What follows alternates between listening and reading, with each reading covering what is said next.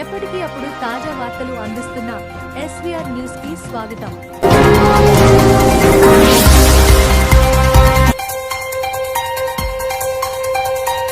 వైఎస్ఆర్ జిల్లా సిద్ధవటం మండలం మాధవరం 1 ప్రాథమిక ఆరోగ్య కేంద్రం పరిధిలో గల పార్వతీపురం నందు జిల్లా వైద్య అధికారి డాక్టర్ నాగరాజు ఆధ్వర్యంలో డ్రైడే ఫ్రైడే నిర్వహించారు. అలాగే దోమ కుట్టకుండా చూసుకోవాలి అని సూచించారు. ప్రతి ఒక్కరూ దోమ తేరాలో నిద్రపోవాలి అని సూచించారు. మరియు కుష్టి వ్యాధి సర్వేలో భాగంగా వ్యాధి గ్రాస్తులను పరామర్శించరు డిప్యూటీ డిఎంహెచ్ఓ డాక్టర్ రవి బాబు. వైద్య సిబ్బంది అందరికీ ఇళ్లు తిరిగి కుష్టు వ్యాధి గ్రాస్తులు గుర్తించాలి అని చెప్పారు. మనోహర్ ఫిజియోథెరపీ చేతి వంకరు కాలు వంకరు ఉన్న ఖచ్చితంగా ఫిజియోథెరపీ చేపించుకోవాలి అని చెప్పారు. డాక్టర్ శివకుమార్ మాట్లాడుతూ లెప్రసీ సర్వే ఈ నెల 17వ తేదీ నుంచి గ్రామీణ ప్రాంతాల్లో ప్రజలకు స్పర్శ ఉన్న పొదలు మరియు స్పర్శ లేని పొదలు గుర్తించాలి అని చెప్పారు. జిల్లా అసిస్టెంట్ మలేరియా అధికారి జి. వెంకటరెడ్డి మాట్లాడుతూ ప్రతి శుక్రవారం డ్రైడే ఫ్రైడే నిర్వహించాలి అని తెలియపరిచారు. సిద్ధవటం సబ్ యూనిట్ అధికారి ఇండ్ల సుబ్బారాయుడు మాట్లాడుతూ ప్రతి సోమవారం దోమలకు నిల్వ అయిన ప్రదేశాలు గుర్తించి ఏపీ ఏఎన్ఎం హెల్త్ అప్ ద్వారా సమస్యను అప్లోడ్ చేయాలి అని తెలియపరిచారు. ప్రతి శుక్రవారం డ్రైడే ఫ్రైడేను తప్పనిసరిగా పాటించాలి అని సూచించారు. ఈ కార్యక్రమంలో పాల్గొన్నవారు DMHO doctor Nagaraju, deputy DMHO doctor Ravi Babu, physiotherapy Manohar, doctor Shivakumar, G. Venkatareddy, ఆమోఐ సుబ్బారాయుడు, సబ్ యూనిట్ అధికారి Suresh Kumar, DPMO Raghava, health supervisor D. Ramanaiah, health supervisor G. Jyothi, Kala supervisor Kalyan Kumar, MLHP Padma, ANMs ASHA కార్యకర్తలు వెంకట సుబ్బమ్మ, ఆదిలక్ష్మమ్మ, ఇమాం బి.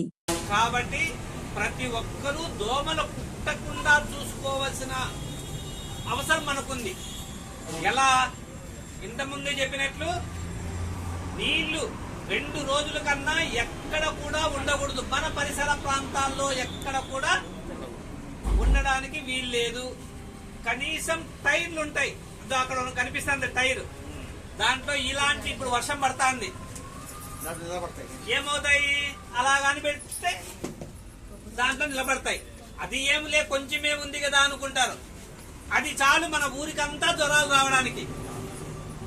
అలానే టెంకాయ ఒప్పులుంటాయి, మనం బాగలేకపోతే టెంకాయ తెచ్చుకుంటాము, లేకపోతే టెంకాయ తాగి దాన్ని అలానే పెట్టేస్తాం.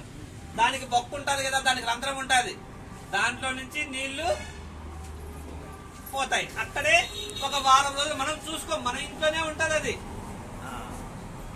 దాంట్లోనే పోయి మనకి దోమలు పుట్టి మనల్నే కుడతాయి. అలానే కాఫీ కప్పులు ఉంటాయి, ఈ మధ్య మనకు బాగా అలవాటు అయిపోయింది.